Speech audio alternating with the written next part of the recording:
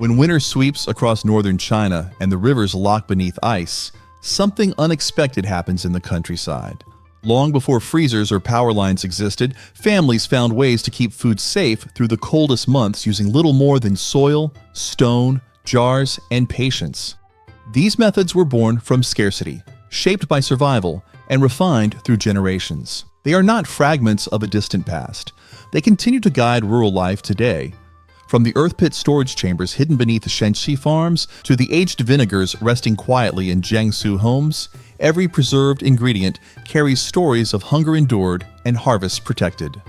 They persisted through war, famine, drought, and snowstorms that buried entire valleys.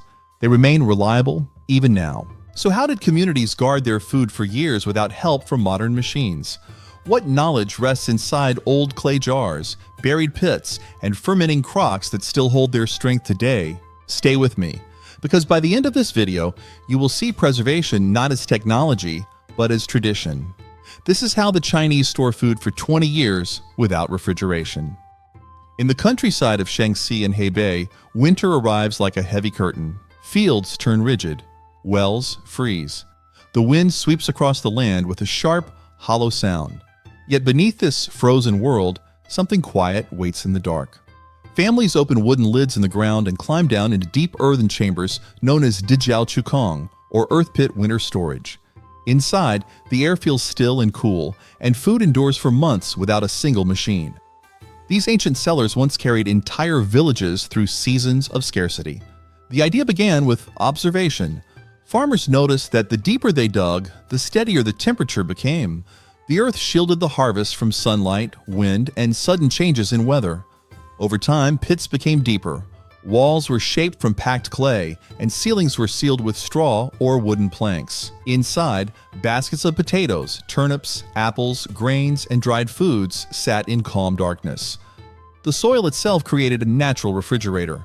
Its survival secret is balance. The pit stays cool, but never freezing. Moisture stays low enough to prevent rot, yet high enough to keep produce firm. Air moves gently through small vents or cracks, slowing decay without letting cold air rush in. Once sealed, the space remains stable for months. Some pits are large enough for entire families to walk inside. Others are simple holes with a ladder and a flat cover above. Each version respects the same rule. Trust the earth to guard what humans have gathered. For generations, these storage pits shaped daily life. Families planned harvests around them. Children learned to fetch winter vegetables from below ground.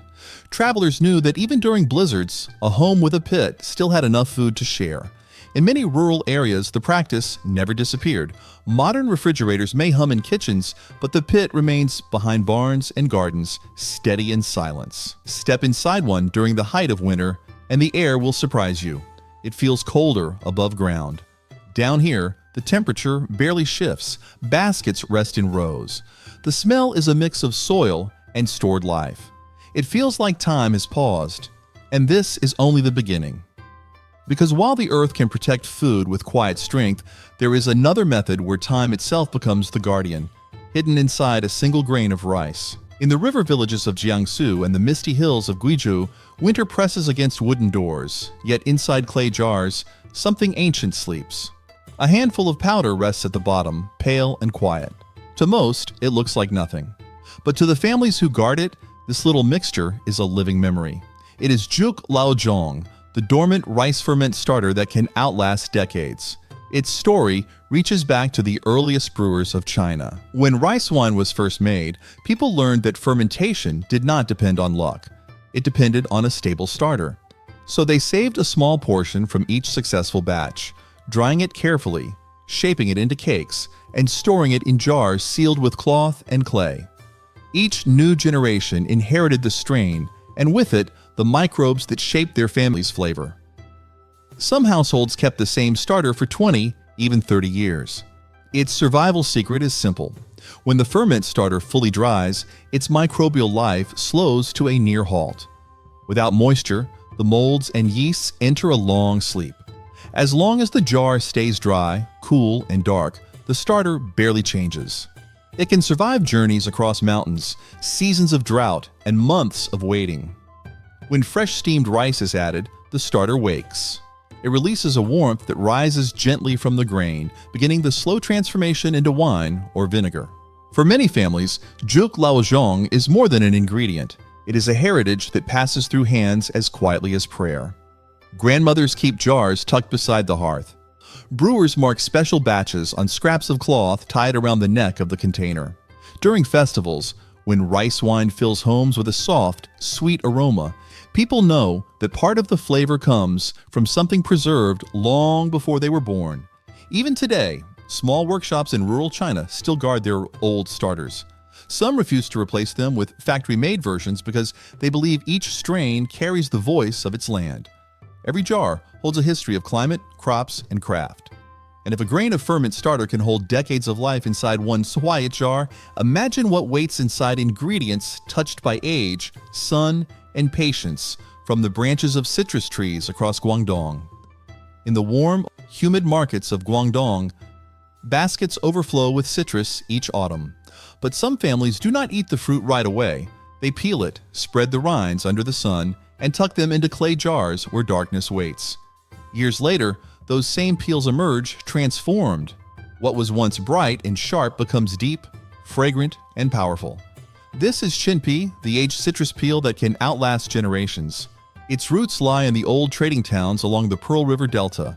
Farmers noticed that dried citrus peel, when kept long enough, developed a richer aroma.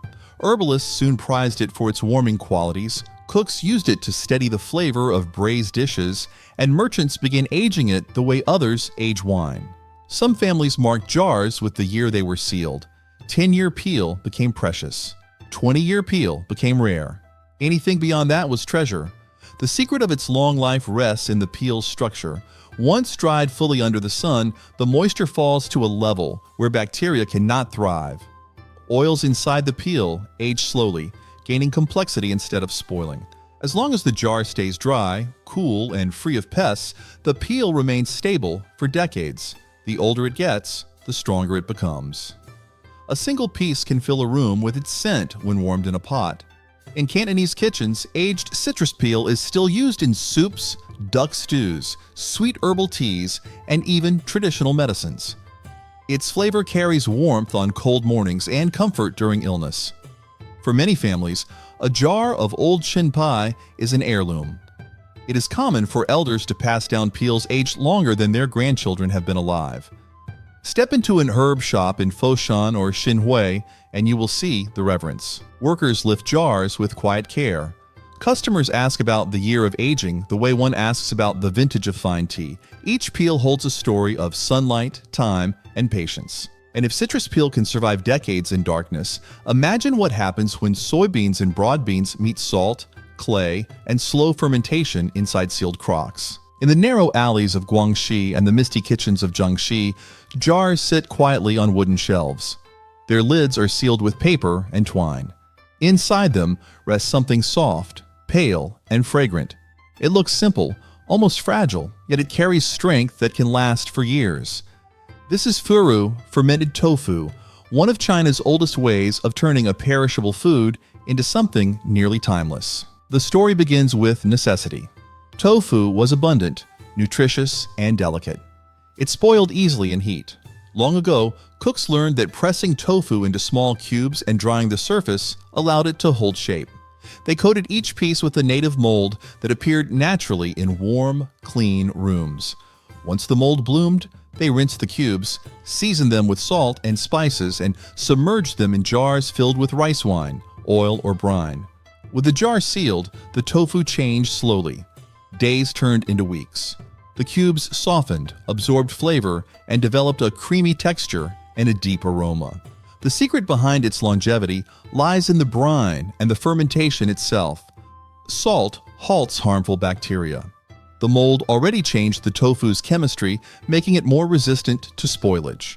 Wine or oil forms a barrier that keeps out air. Once sealed in a stable environment, the tofu can remain safe for years. Some jars rest untouched until a special meal. Others are opened quickly because families enjoy the taste daily. Across southern China, furu has many forms. In Hunan, it is fiery and red. In Guangxi, it is mild and white. In Shanghai, it has a sweetness that melts on warm rice. The flavor is not only food, it is memory. It reminds people of breakfast shared before school, of congee steaming on winter mornings, of grandparents scooping out a single piece with great care. Walk through a rural market and you'll find vendors selling glass jars filled with golden or crimson cubes. They speak of their recipe as if guarding a story. Some claim their family has kept the same starter for decades. Others say their jars survived floods and storms without losing quality. Place a bit on your tongue, and warmth spreads slowly. The flavor lingers. It feels older than its ingredients, shaped by time itself.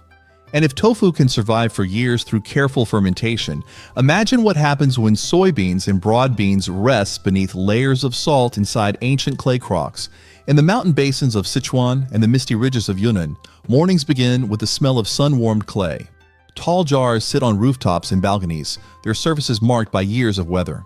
Inside them rests a mixture of beans, chili, salt, and time itself. This is the slow craft that produces dobenjiang and dushi, two of the oldest flavors in Chinese kitchens.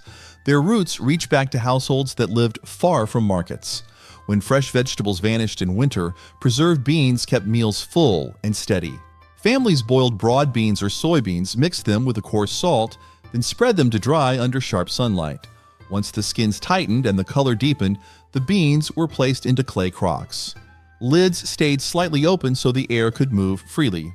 From that point on, the jars were left to the rhythm of the weather. Nothing here happens quickly. Heat from the day pushes the beans to break down. Cool nights slow the process again. Salt plays guard, watching over the mixture so harmful microbes cannot grow. Small bubbles appear at the edges. The aroma grows stronger. Some jars sit for months, others for years. Each day adds a small shift in flavor. Farmers in Pickling became well known for their red dobenjiang, made with local chilies that dry in the wind like ribbons. Guizhou families prize their dark dushi, small fermented beans that lend depth to steamed fish and stir-fried greens. Every region works with what it has. Some use stronger sun. Some rely on cooler air. Weather shapes the taste as much as the ingredients do. A crock of fermented paste can last through long winters as long as it is kept clean and sealed. A thin white bloom may appear on the surface, soft and harmless. It is brushed aside before cooking. In old villages, people sample their jars before the new year to decide which batch has aged best. Some jars become favorites and are saved for special meals. The pastes sit quietly in their clay homes, turning day by day into something richer. And while they deepen under the sun, another tradition waits nearby, resting in sharp brine that keeps vegetables crisp long after the harvest ends. In the misty hills of Chongqing and the cool valleys of Sichuan, tall clay jars sit in quiet corners of old kitchens. Their round shoulders are stained by years of salt and steam. A small stone covers each mouth. If you lift the lid, a sour fragrance rises sharp and fresh, like rain hitting warm soil. Inside, cabbage rests beneath a deep green brine. This is leotan suancai, the old jar pickled vegetable that kept families fed long before anyone owned a refrigerator. The method began with a simple need. Winters in the southwest can be long and damp. Fresh greens spoil easily. Villagers learned that a heavy brine could hold vegetables steady for months. They sliced cabbage, washed it, and let it wilt under the sun for a few hours. Then they packed it tightly into tall jars, added cool water, and poured in a mountain of salt. A handful of spices often followed: peppercorns for warmth, ginger for brightness, dried chilies for depth. The secret rests in the strength of the brine. High salt levels prevent harmful bacteria from taking hold. Natural lactic acid bacteria begin to grow instead. They feed on the sugars in the cabbage and release acid that sharpens the flavor. The liquid slowly turns cloudy, then clear again. A small ring of bubbles shows that the jar is alive and healthy. Once the sourness settles, the cabbage becomes firm, bright, and safe for long storage. Clay jars called leotan play their own role. Their thick walls keep the temperature steady. They protect the brine from light. They breathe gently through the clay, allowing gases to escape without letting air rush in. Many jars stay in the same family for generations. The older the jar, the more people trust it. In the kitchens of Chongqing hot pot shops, Cooks pull out long strands of this pickled cabbage and chop them quickly. The sour hit cuts through the heat of chili oil. In small mountain towns, families simmer suanse with pork, fish, or noodles. Children grow up knowing the taste as the flavor of winter itself. A well-made jar of Lyotan suanse can last for years. And once you see how vegetables survive in salt and acid, you begin to understand how some foods need no water at all, only their own juices rising slowly inside a sealed jar.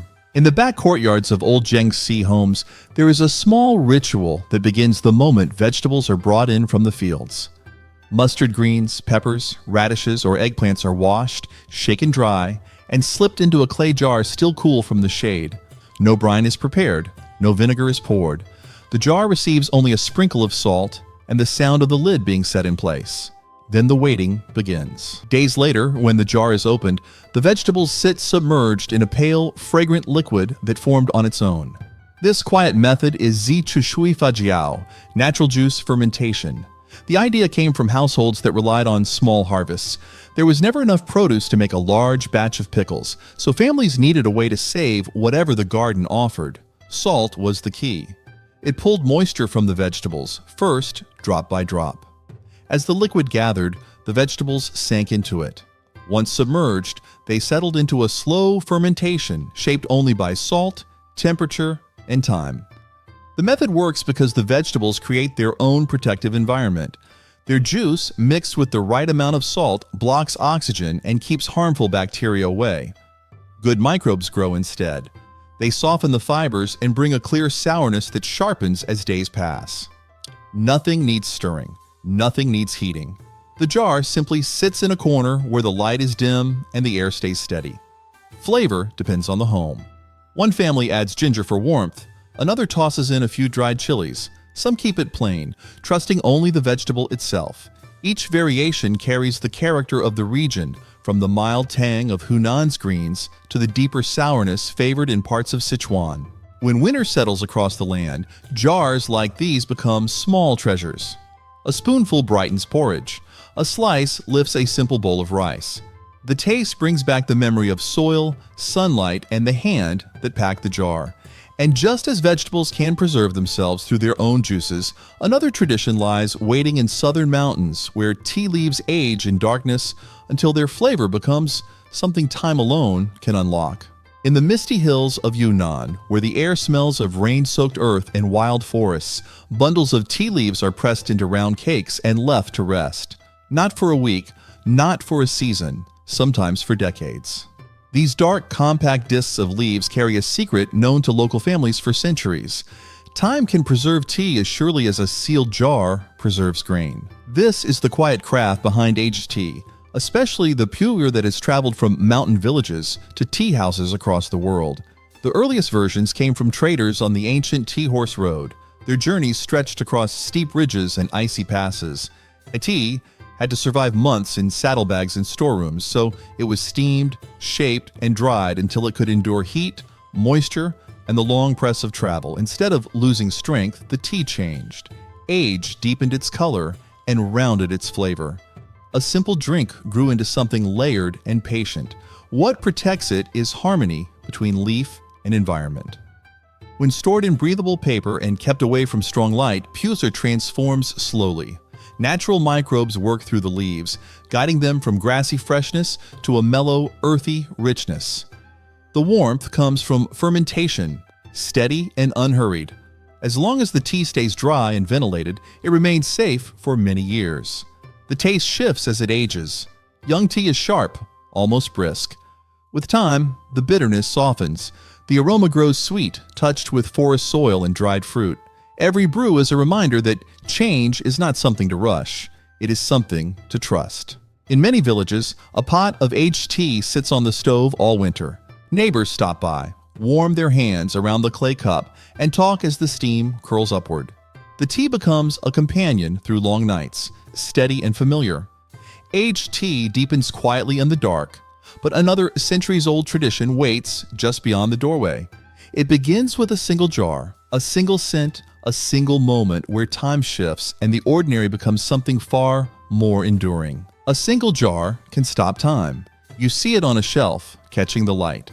Inside, fruit floats softly in a clear liquid that looks calm and innocent. Yet this calmness is what protects everything inside. For centuries, families in China have kept jars like these close at hand. They trust them during warm summers, harsh winters, and long seasons when fresh harvests are rare. This is Baiju immersion, a preservation method that turns liquor into a quiet guardian. Long ago, cooks and healers noticed something curious. When fresh fruits and herbs were placed in strong grain liquor, they did not spoil. Their color stayed bright, their fragrance held. Even after weeks passed, the jars remained steady. This discovery slowly spread from kitchen to kitchen. It was simple, practical, and dependable. No fire was needed, no smoke, no elaborate tools, only clean jars, dry ingredients, and liquor powerful enough to hold off decay. The process begins with care. Fruits must be washed and dried completely. Herbs must be free from moisture. A single drop of water can cloud the liquor, so people work patiently. Once everything is ready, the ingredients are lowered into clear glass jars. Baiju is poured until every piece is covered. The lid is sealed tightly. After that, the jar is left alone. Days pass, then weeks. The liquid slowly gathers color. The scent thickens. The fruit softens as its flavor drifts outward. Nothing rushes inside these jars. Everything waits. A well-sealed jar can rest for years without losing its strength. Families often prepare them for special occasions. Some save them for celebrations. Some reserve them for medicine. Some keep them simply because opening a jar during winter feels like opening a piece of summer. What sits in these jars is more than preserved fruit. It is patience held in liquid form. People still make these infusions today. Modern apartments often hide 1 or 2 jars behind cabinet doors. They are part of daily life, as familiar as tea and rice. When opened, the scent rises gently. It carries sweetness, warmth, and stories that feel older than memory. Somewhere nearby, another tradition continues its quiet work. It does not use liquor. It depends on something sharper and more patient, something shaped by time itself. In the river city of Xinjiang, where mist drifts low over the Yangtze, workers open clay jars that have been resting for years. A deep aroma rises at once, sharp yet warm, carrying notes of grain, smoke, and slow time. This is aged vinegar, a craft the people of Jiangsu and Shaanxi have guarded for centuries, kept in kitchens not for days or months, but sometimes for a lifetime. Its beginnings reach back to old Zhenjiang workshops where sorghum, wheat bran, and rice were cooked, fermented, and sealed into large earthenware jars. Families discovered that if they stored the liquid undisturbed, the vinegar changed with the seasons. Cold winters tightened its flavor. Humid summers rounded its edges. Over many cycles, the liquid darkened into a glossy black that clung to the sides of the jar like ink. Its long life comes from a steady, active acidity that protects the liquid from decay, letting it stay safe and stable even as the years pass. The acid produced inside the jars protects itself. Nothing harmful thrives in it. Meanwhile, clay vessels breathe gently, allowing air to guide the vinegar from harsh to mellow. With each year of aging, the vinegar becomes richer and more stable. It needs no ice, no machine, only a clean jar and time. In Shaanxi, some families keep vinegar cellars that are older than the homes built above them. Workers stir grain mash with long wooden paddles. Jars line the floor in rows, each marked with the year it began. People dip into them for soups, dumplings, noodles, and winter vegetables. The flavor is bright but deep, like history on the tongue. Aged vinegar has become a symbol of careful patience. Many households in Jiangsu and Shaanxi still store bottles on high shelves, confident that they will only improve as the years pass. Its strength comes from both tradition and chemistry. It does not spoil, it evolves. And now that we've tasted time held inside a jar, the next journey leads us somewhere far more rugged, where the challenge is harsher and the stakes are higher. The next video reveals how the Chinese preserve meat without refrigeration.